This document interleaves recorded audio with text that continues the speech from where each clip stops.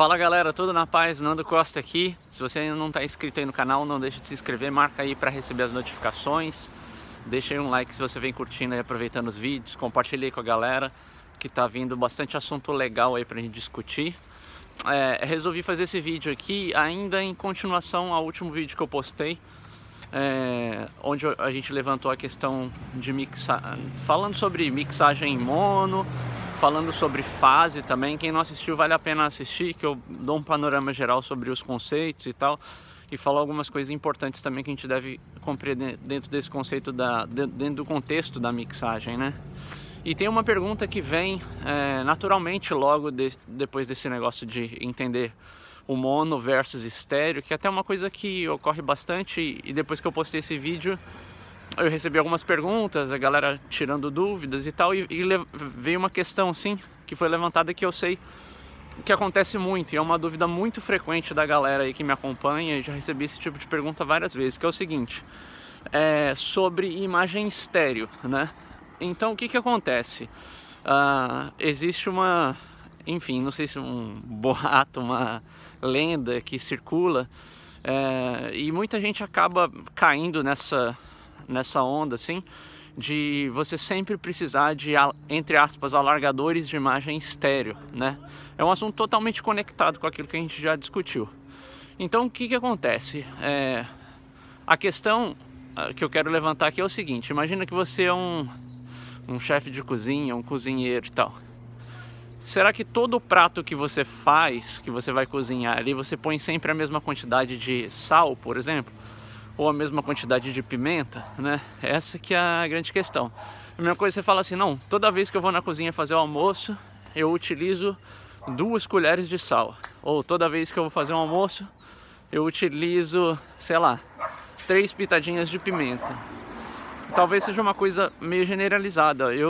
Quando eu tô trabalhando com, não só áudio assim, mas na verdade todas as artes relacionadas, né? Se você parar pra pensar assim, culinária, pintura, enfim, música também, né? Todas as artes, quando você entende a questão estética, na verdade é tudo mais ou menos igual.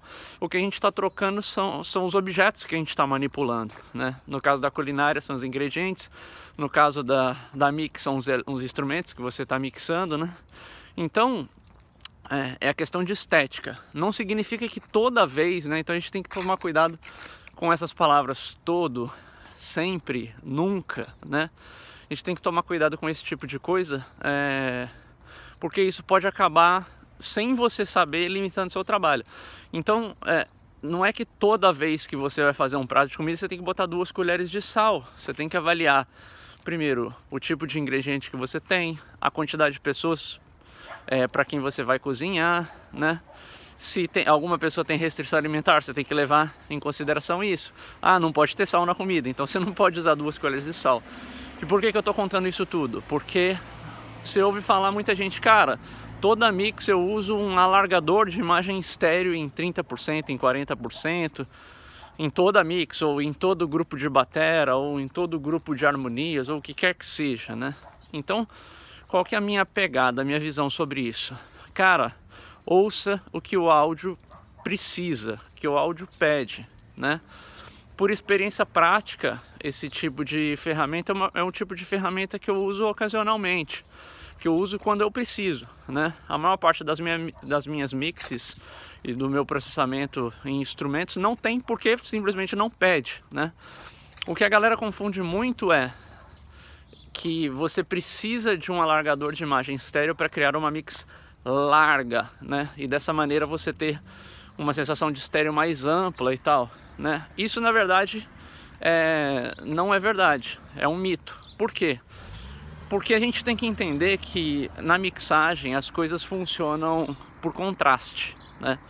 Por contraste. Então o que acontece é o seguinte: se você tem elementos muito bem definidos dos lados da sua mixagem, né? E você faz com que eles apareçam, você vai ter a sensação de uma mixagem larga, né? O posicionamento do pan correto, principalmente pan, equalização e efeito. São as 3 ferramentas-chave para você conseguir uma mixagem larga, tá? E se você faz isso bem feito, você nunca na sua vida vai precisar de um alargador de imagem estéreo, tá? Não que você não precise, em algumas situações você acaba precisando. Mas o que eu quero dizer é que as pessoas não entendem que para você conseguir uma mixagem larga, não é você ter que alargar a mixagem, é você criar a sensação dela ser larga. E criar a sensação de ser larga, ou criar a sensação de qualquer coisa dentro do contexto da mixagem, tem a ver com criar contrastes, né? Então, quando você consegue realmente ter o melhor timbre nos elementos que estão do lado da mixagem, você consegue colocar eles num panorama que consegue diferir do panorama de outros elementos, a mix vai ter a sensação de ser larga, né?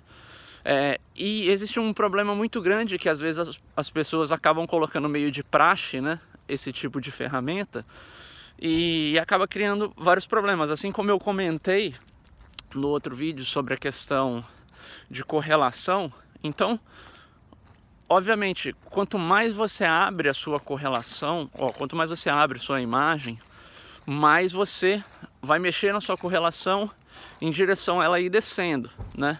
Então a gente tem que tomar muito cuidado sempre que você está alargando qualquer coisa para evitar problema de fase, principalmente quando você considera as frequências mais graves, tá? Eu recebo às vezes muitas mixagens para análise ou até mixagens para masterizar, e eu vejo que muitas vezes eu acabo tendo que usar manipuladores de imagem estéreo na master justamente por isso. Porque às vezes vem de uma forma defeituosa, às vezes foi utilizado um excesso de imagem estéreo, aí a mix vem toda larga, o grave vem frouxo, né? E o grave tá frouxo às vezes porque ele não tá bem centrado, ele não tá fechado. Então, assim, uma dica que eu dou pra galera aqui é pensar em termos de pirâmide. A gente aborda isso bastante nos cursos. Tipo assim, é uma questão mais estética, vamos dizer assim. Em geral, quando você pensa assim na sua música, vamos pensar assim em 3 dimensões espaciais, né? Então você tem o eixo X, vamos dizer assim, que é esquerda e direita, é o seu panorama, é onde você manipula o seu panorama. Você tem o eixo Y, que é para cima e para baixo, que é onde você manipula a sensação de frequências, né? E o eixo Z, que é onde você manipula a profundidade, para frente e para trás. Então é volume mais alto, volume mais baixo. Menos efeito, mais efeito, som mais comprimido, som menos comprimido. Então dessa forma você manipula o espaço físico na mixagem, né? Então o que acontece é que geralmente quando você está mais embaixo no seu eixo, né, você consegue perceber, é como se psicoacusticamente falando você tivesse as frequências mais graves, né? E quanto mais para cima no seu eixo, psicoacusticamente as frequências mais agudas. Então em geral, uma mixagem bem distribuída tende a ter os seus graves mais fechados, mais centralizados. Não significa que eles estão em mono, mas mais fechados, tá? A gente não pode confundir esse termo. Também é a mesma coisa, não é que toda mixagem tem o grave mono, não é, isso é falso. Mas assim, os graves mais fechados, tá? E a gente tende a ter os brilhos, as frequências mais altas, instrumentos de frequências mais altas, mais abertos, né, no pan. Então, dessa forma, esteticamente, você consegue fazer como se fosse um triângulo, assim, do grave até os agudos, né? Isso ajuda você ter uma visão de como organizar isso na mix. Então, se você segue essa lógica na sua mixagem, você nunca vai precisar de um manipulador de imagem estéreo, né? O manipulador de imagem estéreo, você utiliza como uma ferramenta extra quando, depois que você trabalhou corretamente nos pans, equalizadores, efeitos, distribuição dos elementos na mix. Depois que você fez isso tudo, se com isso tudo você não conseguir chegar na imagem estéreo que você quer, aí você pode usar um manipulador de imagem estéreo. Mas, é o que eu digo, pela minha experiência você praticamente nunca precisa. Porque se você mixa bem, vai soar largo e vai soar cheio de qualquer maneira. Para pensar, essas ferramentas de manipulação de imagem estéreo meio que se tornaram modinha agora, né? Mas se você para ouvir aí todos os discos lá dos anos 70, anos 80, anos 90, não existiam essas ferramentas. Quer dizer, primeiro lugar que a gente não fazia mixagem no computador, né? Mais recentemente, ali depois dos anos 90, que a gente começa assim realmente a ter a possibilidade de mixar no computador. Então existiam ferramentas que trabalhavam o estéreo de alguma maneira, mas não dessa forma que a gente vê hoje. Então o que acontece é que como é que você conseguia, né, trabalhar o estéreo de forma interessante? Cara, simplesmente mixando bem. É simples, é pan, volume, EQ, são as ferramentas que vão continuar existindo por toda a eternidade e nunca vão mudar. Então, uma boa distribuição da mixagem é o que vai fazer a sua mixagem soar cheia, com a sensação do estéreo bem legal, né? Mas essas dicas são importantes porque às vezes a gente acaba estragando a mixagem. Eu vejo muita gente aí que pira nessas coisas meio pré-estabelecidas. Ah, toda mix eu abro, né, aumento o nível do side, eu pego os mids e fecho os graves, enfim, essas coisas pré-estabelecidas, na minha visão como engenheiro de mixagem e masterização, isso simplesmente não funciona, acaba, na verdade, travando o seu trabalho. Você nunca vai conseguir chegar no excelente porque você está criando conceitos pré-estabelecidos que, na verdade, não respondem ao que a música precisa, ou que o seu áudio precisa naquele momento. Sempre o que eu sugiro para a galera é o seguinte: ouça o que o áudio pede. Se o áudio não pede nada, não faça nada, não tem que ser feito nada, né? Quando todo mundo entender esse tipo de pergunta e resposta, vocês vão sentir uma liberdade muito grande no trabalho do áudio. Porque não tem uma outra forma, né?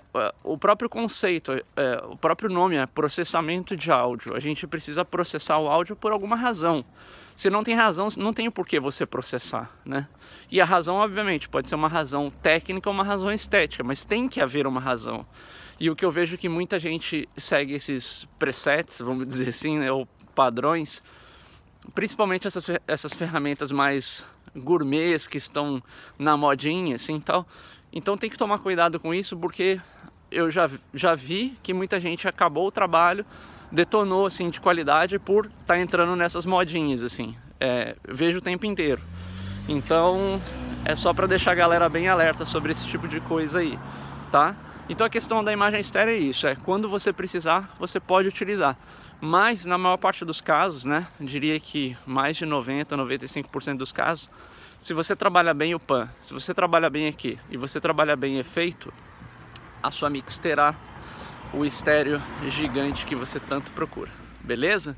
Inscreva-se no canal, marque aí para receber as notificações, compartilhe com seus amigos, deixa o like e até o próximo vídeo. Valeu!